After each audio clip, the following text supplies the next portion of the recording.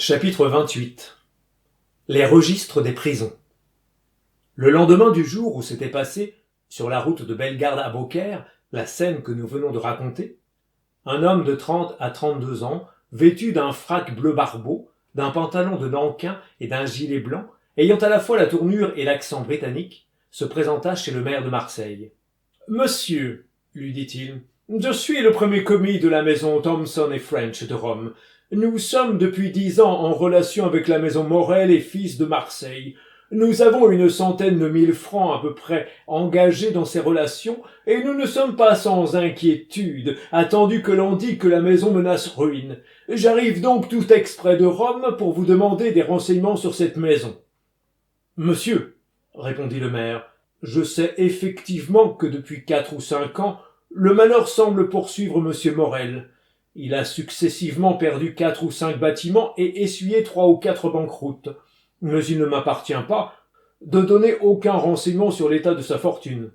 Demandez-moi comme maire ce que je pense de monsieur Morel, et je vous répondrai que c'est un homme probe jusqu'à la rigidité, et qui jusqu'à présent a rempli tous ses engagements avec une parfaite exactitude.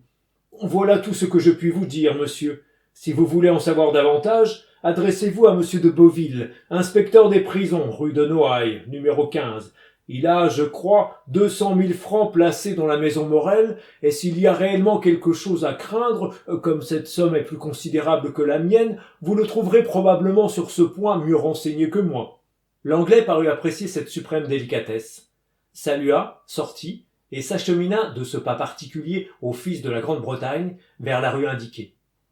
Monsieur de Beauville était dans un cabinet. En l'apercevant, l'Anglais fit un mouvement de surprise qui semblait indiquer que ce n'était point la première fois qu'il se trouvait devant celui auquel il venait faire une visite. Quant à monsieur de Beauville, il était si désespéré qu'il était évident que toutes les facultés de son esprit, absorbées dans la pensée qui l'occupait en ce moment, ne laissaient ni à sa mémoire ni à son imagination le loisir de s'égarer dans le passé. L'Anglais, avec le flegme de sa nation, lui posa à peu près, dans les mêmes termes, la même question qu'il venait de poser au maire de Marseille. « Oh, monsieur !» s'écria monsieur de Beauville, « vos craintes sont malheureusement on ne peut plus fondées, et vous voyez un homme désespéré. J'avais 200 000 francs placés dans la maison Morel. Ces 200 000 francs étaient la dot de ma fille, que je comptais marier dans 15 jours. Ces 200 000 francs étaient remboursables. 100 000 le 15 de ce mois, 100 000 le 15 du mois prochain. J'avais donné avis à monsieur Morel du désir que j'avais que ce remboursement fût fait exactement. Et voilà qu'il est venu ici, monsieur, il y a à peine une demi-heure, pour me dire que, si son bâtiment le Pharaon n'était pas rentré d'ici au 15, il se trouverait dans l'impossibilité de me faire ce paiement. Mais, dit l'Anglais, cela ressemble fort à un atermoiement. Dites, monsieur, que cela ressemble à une banqueroute, s'écria monsieur de Beauville désespéré. L'Anglais parut réfléchir un instant, puis il dit, ainsi, monsieur, cette créature vous inspire des craintes. C'est-à-dire que je la regarde comme perdue. Eh bien, moi je vous l'achète. Vous? Oui, moi. Mais à un rabais énorme sans doute. Non, moyennant 200 000 francs, notre maison, ajouta l'Anglais en riant, ne fait pas de ces sortes d'affaires. Et vous payez? Me content. Et l'Anglais tira de sa poche une liasse de billets de banque qui pouvait faire le double de la somme que monsieur de Beauville craignait de perdre. Un éclair de joie passa sur le visage de monsieur de Beauville, mais cependant, il fit un effort sur lui-même et dit « Monsieur, je dois vous prévenir que, selon toute probabilité, vous n'aurez pas 6 du 100 de cette somme. »« Cela ne me regarde pas, » répondit l'Anglais. « Cela regarde la maison Thomson et French, au nom de laquelle j'agis. Peut-être a-t-elle intérêt à hâter la ruine d'une maison rivale, mais ce que je sais, monsieur, c'est que je suis prêt à vous compter cette somme contre le transport que vous m'en ferez, seulement je demanderai un droit de courtage. »« Comment ? Monsieur, c'est trop juste, » s'écria monsieur de Beauville. « La commission est ordinairement de 1,5. Voulez-vous 2 ? Voulez-vous 3 ? Voulez-vous 5 ? Voulez-vous plus, enfin ? Parlez. »« Monsieur, » reprit l'Anglais en riant, « je suis comme ma maison. Je ne fais pas de ces sortes d'affaires, non. Mon droit de courtage est de toute autre nature. »« Parlez donc, monsieur, je vous écoute. »« Vous êtes inspecteur des prisons. Depuis plus de 14 ans. Vous tenez des registres d'entrée et de sortie? Sans doute. À ces registres doivent être jointes des notes relatives aux prisonniers. Chaque prisonnier a son dossier. Eh bien, monsieur, j'ai été élevé à Rome par un pauvre diable d'abbé qui a disparu tout à coup. J'ai appris depuis qu'il avait été détenu au château d'If, et je voudrais avoir quelques détails sur sa mort. Comment le nommiez-vous? L'abbé Faria. Oh, je me le rappelle parfaitement, s'écria M. de Beauville. Il était fou. On le disait. Oh, il l'était bien certainement. C'est possible. Et quel était son genre de folie? Il prétendait avoir la connaissance d'un trésor immense et offrait des sommes folles au gouvernement si on voulait le mettre en liberté. Pauvre diable. Et il est mort? Oui, monsieur. Il y a 5 ou 6 mois à peu près, en février dernier. Vous avez une heureuse mémoire, monsieur, pour vous rappeler ainsi les dates. Je me rappelle celle-ci parce que la mort du pauvre diable fut accompagnée d'une circonstance singulière. Peut-on connaître cette circonstance? Demanda l'Anglais, avec une expression de curiosité qu'un profond observateur eût été étonné de trouver sur son flegmatique visage. Oh, mon Dieu, oui, monsieur. Le cachot de l'abbé était éloigné de 45 à 50 pieds à peu près de celui d'un ancien agent bonapartiste, un de ceux qui avaient le plus contribué au retour de l'usurpateur de 1815. Homme très résolu et très dangereux. Vraiment? Dit l'Anglais.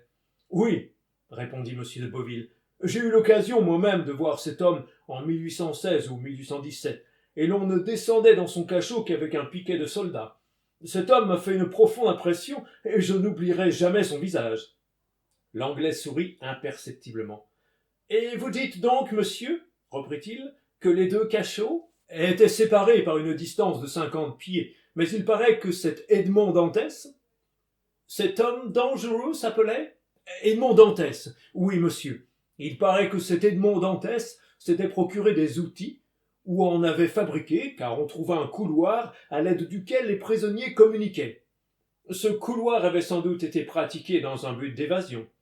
Justement, mais malheureusement pour les prisonniers, l'abbé Faria fut atteint d'une attaque de catalepsie et mourut. Je comprends. Cela dut arrêter court les projets d'évasion. Oh, pour le mort, oui, répondit M. de Beauville, mais pas pour le vivant. Au contraire, ce Dantès y vit un moyen de hâter sa fuite. Il pensait sans doute que les prisonniers morts au château d'If étaient enterrés dans un cimetière ordinaire. Il transporta le défunt dans sa chambre, prit sa place dans le sac où on l'avait cousu et attendit le moment de l'enterrement. C'était un moyen hasardeux et qui indiquait quelque courage, reprit l'Anglais. Oh, je vous ai dit, monsieur, que c'était un homme fort dangereux. Par bonheur qu'il a débarrassé lui-même le gouvernement des craintes qu'il avait à son sujet. Comment cela? Comment? Vous ne comprenez pas? Non. Le château d'If n'a pas de cimetière. On jette tout simplement les morts à la mer après leur avoir attaché au pied un boulet de 36. Eh bien, fit l'Anglais comme s'il avait la conception difficile. Eh bien, on lui a attaché un boulet de 36 au pied et on le jeta à la mer. En vérité, s'écria l'Anglais. Oui, monsieur. Vous comprenez quel dut être l'étonnement du fugitif lorsqu'il se sentit précipité du haut en bas des rochers. J'aurais voulu voir sa figure en ce moment-là. C'eût été difficile. N'importe, dit M. de Beauville, que la certitude de rentrer dans ces 200 000 francs mettait de belle humeur. N'importe, je me la représente. Et il éclata de rire. Et moi aussi, dit l'Anglais. Et il se mit à rire de son côté, comme rient les Anglais, c'est-à-dire du bout des dents. Ainsi, continua l'Anglais, qui reprit le premier son sang-froid, ainsi le fugitif fut noyé. Bel et bien, de sorte que le gouverneur du château fut débarrassé à la fois du furieux et du fou. Justement. Mais une espèce d'acte a dû être dressé de cet événement, demanda l'Anglais. Oui, oui, acte mortuaire. Vous comprenez, les parents de Dantès, s'il en a, pouvaient avoir intérêt à s'assurer s'il était mort ou vivant. De sorte que maintenant, ils peuvent être tranquilles s'ils héritent de lui. Il est mort et bien mort. Oh mon Dieu, oui. Et on leur délivrera attestation quand ils voudront. Ainsi soit-il, dit l'Anglais. Mais revenons au registre. C'est vrai. Cette histoire nous en avait éloignés. Pardon. Pardon de quoi? De l'histoire? Pas du tout. Elle m'a paru curieuse. Elle l'est en effet. Ainsi vous désirez voir, monsieur, tout ce qui est relatif à votre pauvre abbé, qui était bien la douceur même, lui. Cela me ferait plaisir. Passez dans mon cabinet, et je vais vous montrer cela. Et tous deux passèrent dans le cabinet de monsieur de Beauville. Tout y était effectivement dans un ordre parfait. Chaque registre était à son numéro, chaque dossier à sa case. L'inspecteur fit asseoir l'Anglais dans son fauteuil et posa devant lui le registre et le dossier relatif au château d'If, lui donnant tout le loisir de feuilleter, tandis que lui-même, assis dans un coin, lisait son journal. L'Anglais trouva facilement le dossier relatif à l'abbé Faria, mais il paraît que l'histoire que lui avait racontée M. de Beauville l'avait vivement intéressé, car après avoir pris connaissance de ses premières pièces, il continua de feuilleter jusqu'à ce qu'il fût arrivé à l'alias d'Edmond Dantès. Là, il retrouva chaque chose à sa place, dénonciation, interrogatoire, pétition de Morel, apostille de M. de Villefort. Il plia tout doucement la dénonciation, la mit dans sa poche, lut l'interrogatoire et vit que le nom de Noirtier n'y était pas prononcé. Parcourut la demande en date du 10 avril 1815, dans laquelle Morel, d'après le conseil du substitut, exagérait dans une excellente intention, puisque Napoléon régnait alors, les services que Dantès avait rendus à la cause impériale, services que le certificat de Villefort rendait incontestables. Alors il comprit tout. Cette demande à Napoléon, gardée par Villefort, était devenue, sous la seconde Restauration, une arme terrible entre les mains du procureur du roi. Il ne s'étonna donc plus, en feuilletant le registre de cette mise en accolade, en regard de son nom. Edmond Dantès, bonapartiste enragé, a pris une part active au retour de l'île d'Elbe, à tenir au plus grand secret et sous la plus stricte surveillance. Au-dessous de ces lignes était écrit d'une autre écriture « Vu la note ci-dessus, rien à faire ». Seulement, en comparant l'écriture de l'accolade avec celle du certificat placé au bas de la demande de Morel, il acquit la certitude que la note de l'accolade était de la même écriture que le certificat, c'est-à-dire tracée par la main de Villefort. Quant à la note qui accompagnait la note, l'Anglais comprit qu'elle avait dû être consignée par quelque inspecteur qui avait pris un intérêt passager à la situation de Dantès, mais que le renseignement que nous venons de citer avait mis dans l'impossibilité de donner suite à cet intérêt. Comme nous l'avons dit, l'inspecteur, par discrétion et pour ne pas gêner l'élève de l'abbé Faria dans ses recherches, s'était éloigné et lisait le drapeau blanc. Il ne vit donc pas l'Anglais plier et mettre dans sa poche la dénonciation écrite par Danglars sous la tonnelle de la réserve et portant le timbre de la poste de Marseille, 27 février, levé de 6 heures du soir. Mais, il faut le dire, il l'eût vu, qu'il attachait trop peu d'importance à ce papier et trop d'importance à ces 200 000 francs pour s'opposer à ce que faisait l'Anglais, si incorrect que ce fût.